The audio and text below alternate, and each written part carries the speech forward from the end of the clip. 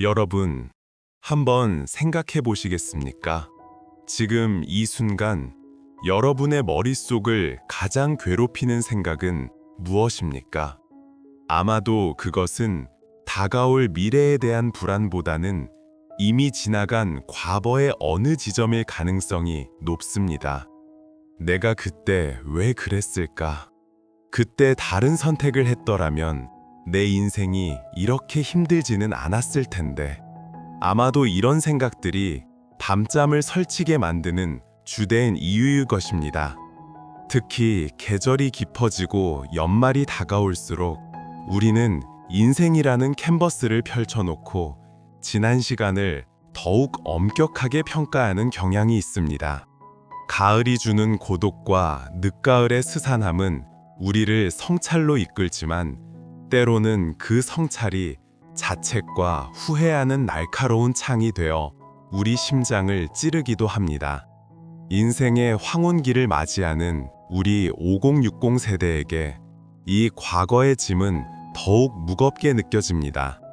자녀 양육의 실수, 사업의 실패, 배우자에게 하지 못했던 따뜻한 말 한마디, 이제는 되돌릴 수 없는 그 모든 순간들이 불쑥불쑥 찾아와 잠 못 이루는 밤을 만들곤 합니다.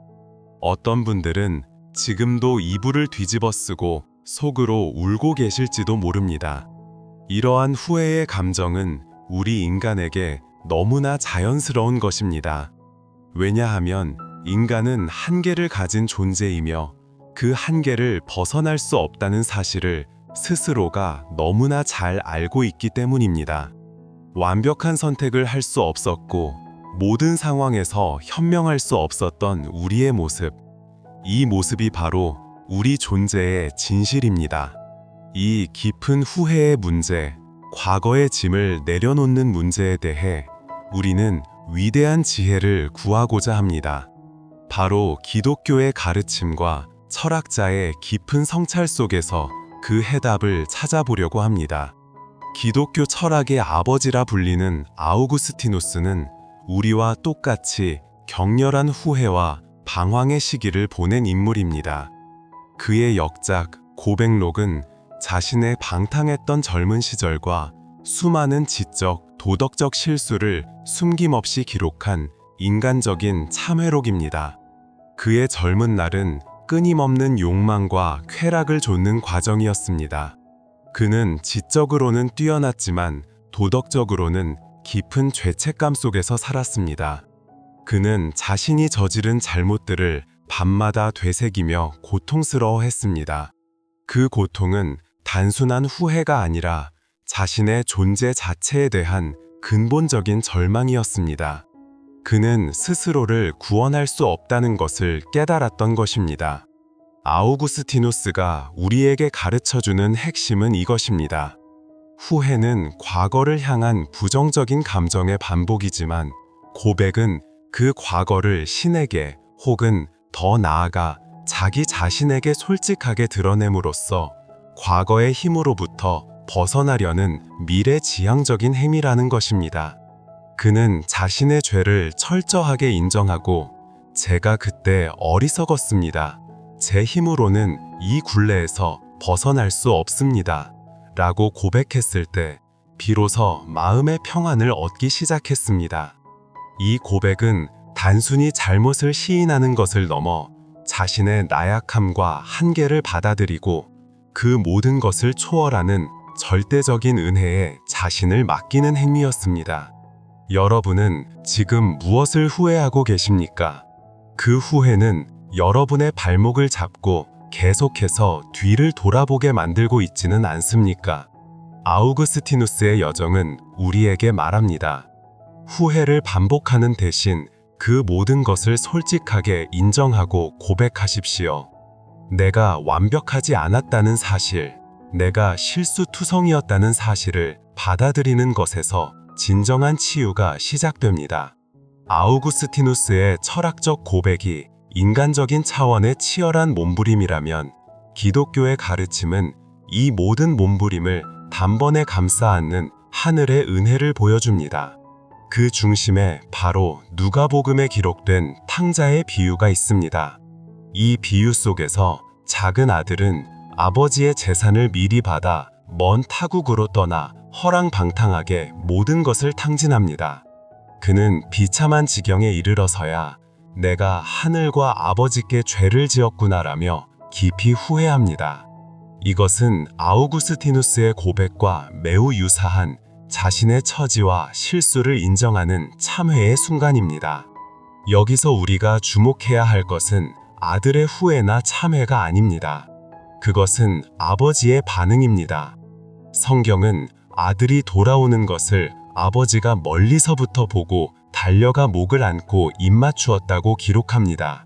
아들이 무슨 변명을 하기 전에 혹은 아버지의 용서를 구하기도 전에 아버지는 이미 그를 받아들일 준비를 끝내고 계셨던 것입니다.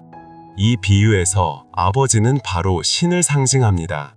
그리고 아들의 비참한 상황과 후회는 우리의 과거의 실수와 자책을 상징합니다.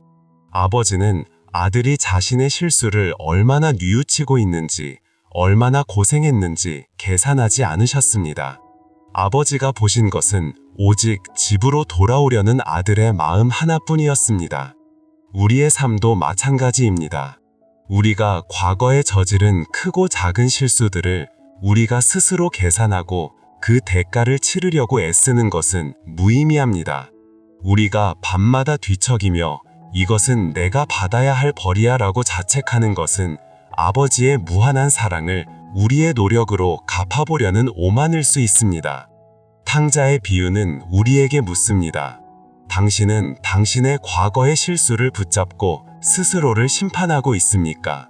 아니면 그 모든 것에도 불구하고 당신을 사랑하고 받아들이려 문을 활짝 열어둔 그 은혜를 신뢰하고 있습니까? 노년에 접어든 우리에게는 더욱 이 비유가 절실합니다. 우리는 수많은 실패와 좌절 속에서 살아왔습니다. 인간관계의 단절, 경제적인 어려움, 자녀와의 오해, 이 모든 짐을 이제는 홀로 짊어지려고 하지 마십시오. 아버지가 탕자에게 그랬듯 우리는 그 모든 짐을 내려놓고 그저 아버지의 품으로 돌아가기만 하면 됩니다. 자, 이제 이 위대한 철학적, 종교적 가르침을 우리의 구체적인 일상, 특히 밤잠을 설치게 하는 그 후회의 순간에 어떻게 적용할 수 있을까요? 1. 자기 비난의 목소리를 자비로운 관찰로 바꾸십시오.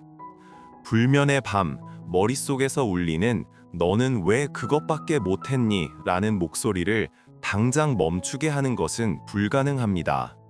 그럴 때마다 이렇게 말하십시오. 그때의 나는 그 선택을 할 수밖에 없는 한계가 있었던 사람이다. 최선을 다했지만 그때의 지혜가 부족했을 뿐이다. 이제 나는 그때보다 더 지혜로워졌고 이 실수를 통해 배웠다. 이것은 자신의 실수를 합리화하는 것이 아닙니다. 오히려 과거의 나를 지금의 나가 따뜻하게 품어 안아주는 행위입니다. 여러분이 실수한 것은 맞습니다. 하지만 여러분은 그 실수 그 자체가 아닙니다. 실수는 지나갔고 여러분은 여전히 오늘을 살고 있습니다. 2. 과거의 짐을 지금의 감사로 대체하십시오. 우리는 후회 속에서 잃어버린 것만 바라보려 합니다. 그러나 탕자는 모든 것을 잃었을 때 비로소 아버지 집의 풍요로움을 깨달았습니다. 여러분이 지금 잠 못 이루는 밤에 후회하고 있다면 잠시 멈추고 대신 지금 여러분에게 남아있는 것들에 집중해 보십시오. 비록 관계가 서먹해졌을지라도 여전히 여러분의 안녕을 묻는 자녀의 목소리, 비록 병들었을지라도 아직 여러분의 곁을 지키는 배우자의 온기, 비록 가진 것이 적을지라도 여전히 숨쉬고 있는 여러분의 생명. 철학자들은 지금 여기의 중요성을 끊임없이 강조했습니다. 과거의 짐은 지금 여러분의 강사할 것들을 보지 못하게 가리는 장막일 뿐입니다. 그 장막을 걷어내십시오. 3. 은혜의 선언을 매일 밤 반복하십시오. 아우구스티누스가 고백을 통해 스스로의 힘을 내려놓았듯이 여러분도 매일 밤 잠자리에 들기 전에 아주 짧은 선언을 해보십시오. 신이시여, 오늘 제가 후회하는 모든 것들을 당신의 무한한 은혜에 맡깁니다. 제가 완벽하지 못했음을 인정합니다. 이제 그 모든 짐을 내려놓고 평안히 잠들겠습니다. 저의 실수가 저를 정의하지 않습니다. 저를 있는 그대로 받아주시는 당신의 용서만이 저를 새롭게 합니다. 이것은 단순히 기도가 아니라 자기 연민과 자기 심판의 굴레에서 벗어나겠다는 주체적인 결단입니다. 여러분의 후회가 여러분의 밤을 지배하게 두지 마십시오. 용서와 은혜가 여러분의 밤을 채우게 하십시오. 사랑하는 올리브 인문학 구독자 여러분, 그리고 이 깊은 밤, 이 이야기를 듣고 계시는 모든 분들께 말씀드립니다. 여러분의 인생은 실수로 가득 찬 책이 아니라 은혜로 다시 쓰여지고 있는 진행형의 서사입니다. 후회는 과거를 향해 닫힌 문을 두드리는 무의미한 반복입니다. 하지만 용서는 그 닫힌 문을 뒤로 하고 지금 이 순간 여러분을 향해 활짝 열려 있는 아버지의 품으로 걸어 들어가는 용기입니다. 늦가을의 밤, 쌀쌀한 기운이 감돌아 마음까지 외로워지는 이 시기에 스스로를 향한 가혹한 채찍질을 멈추십시오. 이제 그 모든 짐을 내려놓고 따뜻한 품에서 깊은 안식을 취하시기를 간절히 바랍니다. 그 안식 속에서 여러분의 내일은 다시금 새로운 희망과 감사로 가득 차게 될 것입니다. 오늘의 이야기가 여러분의 잠 못 이루는 밤에 작은 위로와 평안이 되었기를 소망합니다. 여러분들은 어느 지역에서 이 이야기를 듣고 계신가요?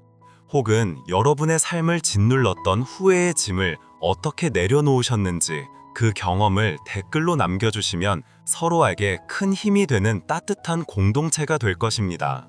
댓글로 여러분의 이야기를 들려주십시오. 그리고 이 이야기가 소중한 분들의 밤에 평안을 선물할 수 있도록 구독과 좋아요는 이 영상을 만드는 제게 생명수와 같습니다. 다음에도 깊이 있는 인문학적 성찰을 담은 이야기로 여러분을 찾아뵙겠습니다. 감사합니다.